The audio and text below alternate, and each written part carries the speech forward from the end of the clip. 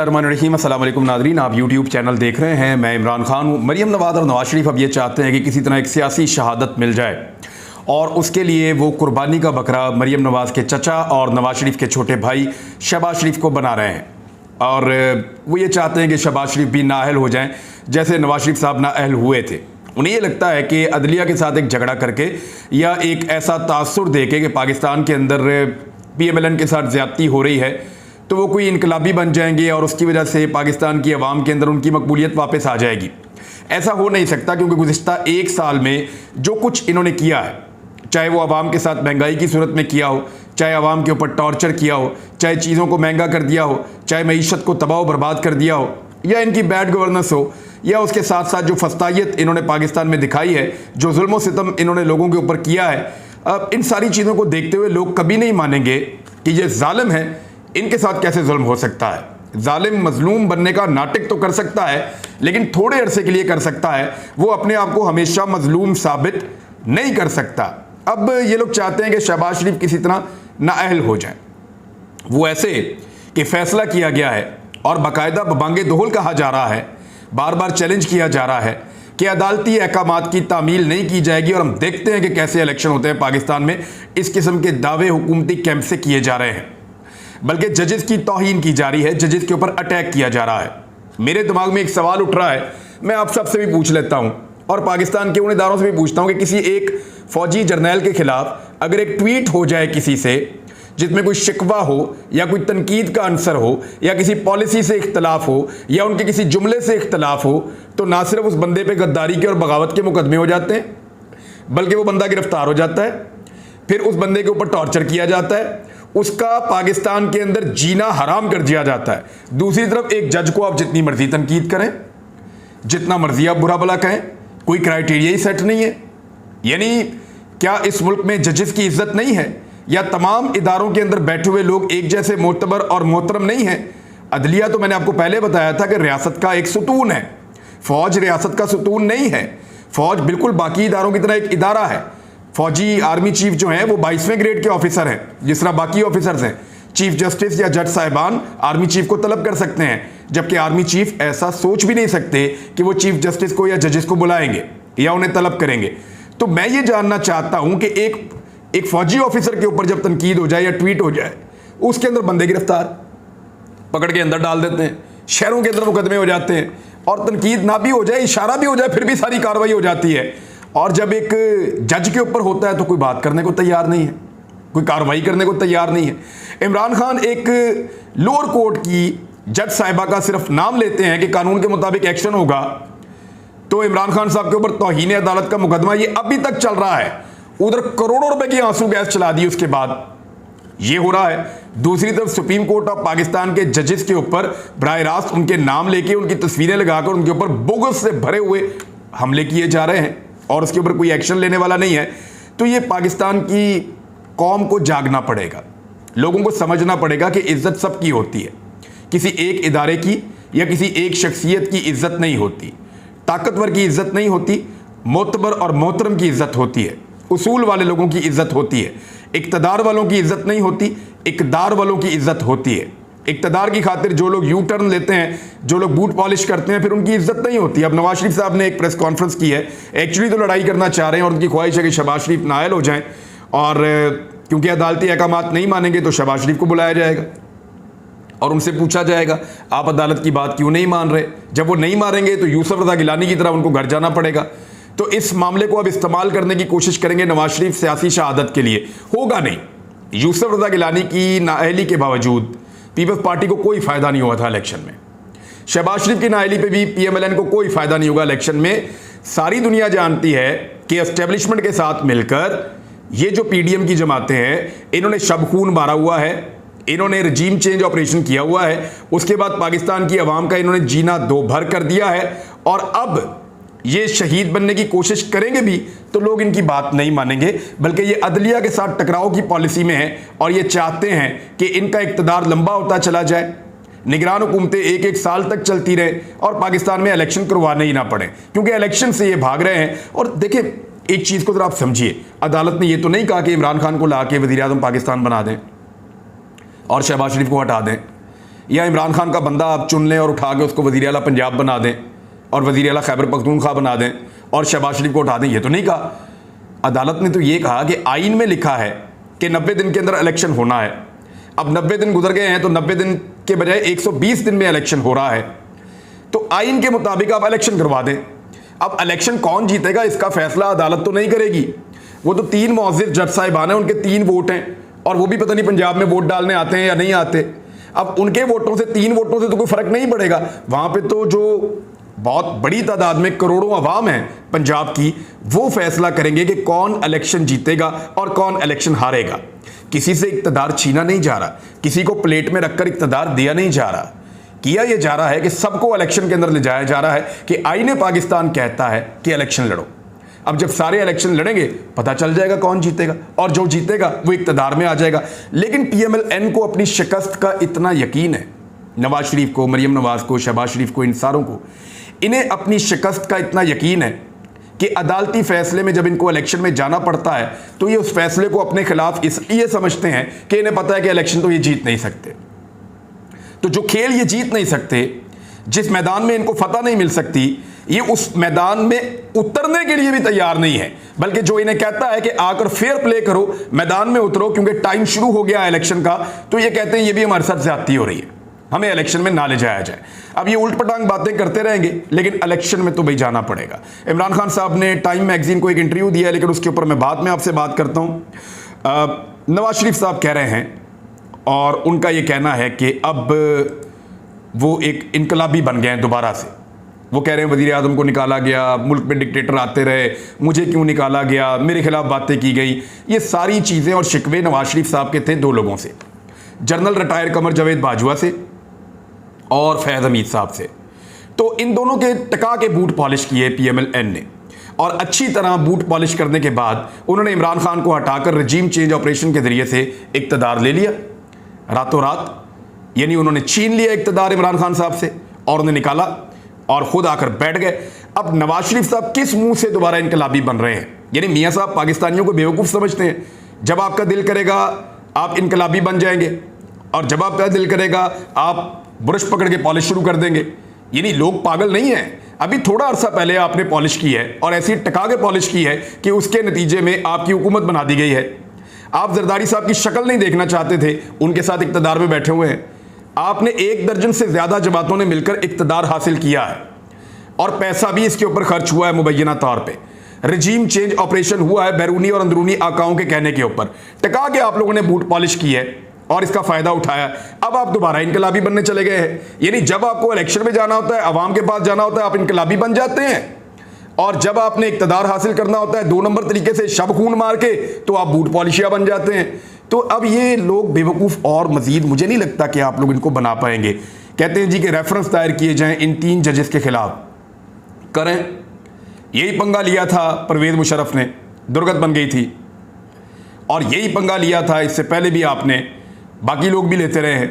क्या आपकी हालत हुई थी, आज तक आप उससे नहीं निकल पा रहे। आए रेफरेंस, मैं तो कहता हूं बहुत अच्छी बात है, जजेस के खिलाफ रेफरेंस लेकर आए। जब वो रेफरेंसेस आएंगे, उनकी सुनवाई होगी तो मजीद हकायक सामने आएंगे। जो लोग अभी बच गए हैं वो भी इसमें मजीद नंगे हो जाएंगे। इमरान खान साहब ने टाइम्स मैगजीन को एक इंटरव्यू दिया, और ये अमेरिकी मैगजीन है, और उसमें इमरान खान साहब ने जूम के जरिए बातचीत की थी उनसे, और 5 मेन नुकात हैं जिन पे इमरान खान साहब ने बात की। उन्होंने कहा कि इमरान खान को अब भी यकीन है कि उनकी जान को ख़तरा है। नवंबर में उनके ऊपर एक अटैक हुआ था रैली के दौरान, और खान साहब को टांग में 3 गोलियां लगी थी, जिससे कई कारकुनान ज़ख्मी भी हो गए थे मजीद भी, और एक हलाक भी हो गया था। एक मुश्तबा शख्स को जय वक़ुआ से गिरफ़्तार भी किया गया था। ये सारी चीज़ें टाइम मैगज़ीन ने लिखी हैं। इमरान खान ने टाइम मैगज़ीन को बताया कि वो तवील अरसे से कातलाना हमले की तवक्को कर रहे थे और ख़दशा है कि मज़ीद कार्रवाई शुरू हो सकती है। इमरान खान कहते हैं, शूटिंग से 1.5 महीने पहले मैंने खबरदार किया था कि ये होने वाला है। मैंने इनसे कहा कि वो मुझ पर हमला कराएंगे और एक मजहबी जुनूनी को मौरद इल्ज़ाम ठहराएंगे, क्योंकि मैं 3.5 साल से इक़्तिदार में था और इंटेलिजेंस एजेंसियों के अंदर से मुझे ये मालूमात मिल रही थी। इसलिए अब मेरे घर के बाहर मौजूद मेरे हामियों को यकीन है कि अगर वो मुझे गिरफ्तार करते हैं तो मुझे मार डालेंगे। दूसरा पॉइंट जो इमरान खान साहब ने उठाया वो ये है कि पाकिस्तान के माशी बहरान की वजूहात साख्ती नौयत की है। यानी उन्होंने कहा कि मार्च में महंगाई की शरह साल ब साल रिकॉर्ड 47% इजाफा है और इसी अरसे के दौरान रुपए की कदर में 54% कमी हो गई है। पाकिस्तान में माशी बहरान बढ़ता चला जा रहा है। मुल्क के पास सिर्फ $4.5 अरब के गैर मुल्की ज़खायर रह गए हैं, यानी $20 फी शहरी के तौर पे पाकिस्तान के पास इस वक्त पैसे मौजूद हैं और डिफ़ॉल्ट से बचना IMF के रुके हुए बेल आउट को खोलने पर मुनहसर है। यानी IMF हमें बेल आउट पैकेज देता है तो फिर हम डिफ़ॉल्ट से बचते हैं, वरना हम नहीं बच सकेंगे। इमरान खान साहब ने मईशत के ऊपर बड़ी खुलकर बात की और इसके बारे में बताया कि पाकिस्तान की क्योंकि दरामदाद ज़्यादा हैं, बरामदाद कम हैं, उनकी वजह से पाकिस्तान का एक बैलेंस ऑफ पेमेंट नहीं रहता और पाकिस्तान के रिज़र्व के ऊपर एक दबाव रहता है और लगातार हमें ये बोझ उठाना पड़ता है और पाकिस्तान इसके लिए सियाहत को बढ़ाएगा, एक्सपोर्ट्स को बढ़ाएगा, फॉरेन रेमिटेंसेस जो हैं वो बढ़ेंगे और कुछ और स्कीमें हैं जिनके ज़रिए से पाकिस्तान में रिज़र्व बढ़ सकते हैं और पाकिस्तान का खसारा कम हो सकता है। बहरहाल इमरान खान ने सरमायाकारी की हौसला अफजाई और सियाहत की सनत को तरक्की देने के लिए क्रिकेट का इस्तेमाल करने की भी ख्वाहिश का इजहार किया। एक नुक्ता उनका ये था, एक और नुक्ता उनका ये था कि कोरोना वायरस में पाकिस्तान ने बड़ी खूबसूरती से इसको हैंडल किया था क्योंकि हुकूमत और फौज इस मामले पर एक पेज पर थे। देखिए, मैं ये देखता हूँ कि जब बात हो रही थी फैटफ की तो जानबूझकर सारा क्रेडिट पाकिस्तान की फ़ौज को देने की कोशिश की गई और उस वक्त की हुकूमत इमरान खान साहब की जो थी उसको बिल्कुल फरामोश कर दिया गया। और ये गिला फ़ौज के इदारे से भी किया जा सकता है क्योंकि वहाँ से भी इंफॉर्मेशन इसी तरह की फ़्लोट की गई थी। लेकिन इमरान खान साहब आज भी जब जिक्र करते हैं अपनी कामयाबियों का तो वो जहाँ पे जिस इदारे का तस्करा करना ज़रूरी है वो उसका क्रेडिट देते हैं। इमरान खान साहब ने कहा कि पाकिस्तान की फ़ौज की हमायत मेरे साथ मौजूद थी और हमने मिलकर काम किया था कोरोना वायरस में और इस वबाई मर्ज़ पे बड़ी खूबसूरत से हैंडल करने की वजह यही है कि हम मिलकर काम कर रहे थे। इमरान खान ने एस्टेब्लिशमेंट की हमायत इस वक्त खो दी जब उन्होंने पाकिस्तान की इंटेलिजेंस सर्विसेज ISI की क़यादत करने के लिए इनके इंतखाब की तौसीक करने से इनकार कर दिया। ये वही जनरल फैज़ वाला मामला है। जनरल नदीम अंजुम जब आए थे तो इसको ऐसे रिपोर्ट किया टाइम मैगज़ीन ने।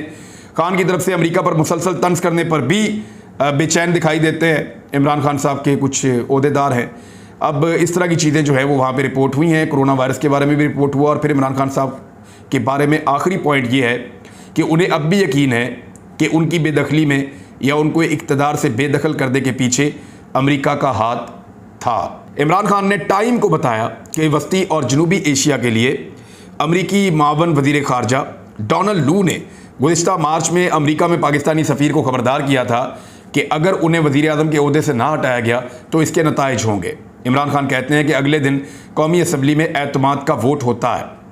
स्टेट डिपार्टमेंट और वाइट हाउस ने बारहा कहा है कि इमरान खान के दावों में बिल्कुल कोई सच्चाई नहीं है। वो ये कहते रहते हैं लेकिन इमरान खान साहब उसी बात के ऊपर आज भी स्टिक है कि इसको एक वजह बनाया गया है। और फिर इमरान खान साहब ये भी कहते हैं क्योंकि ये मामला जो है इनिशिएट पाकिस्तान से हुआ था क्योंकि जनरल रिटायर कमर जावेद बाजवा ने लॉबिंग करवाई थी मुबैना तौर पे अमेरिका में, जिसमें ये साबित किया था कि अमेरिका के बहुत खिलाफ है इमरान खान और जनरल बाजवा अमेरिका के बड़े प्रो हैं, बहुत करीबी हैं और अमरीकी पॉलिसियों की हमायत करते हैं। इसीलिए जनरल बाजवा साहब ने जो है जब वो आर्मी चीफ थे तो स्टेट की पॉलिसी यानी जो स्टेटेड पॉलिसी थी जो स्टेट ने अपनाई हुई थी उसके खिलाफ जाते हुए रूस की मजम्मत कर दी थी यूक्रेन पर हमले के हवाले से।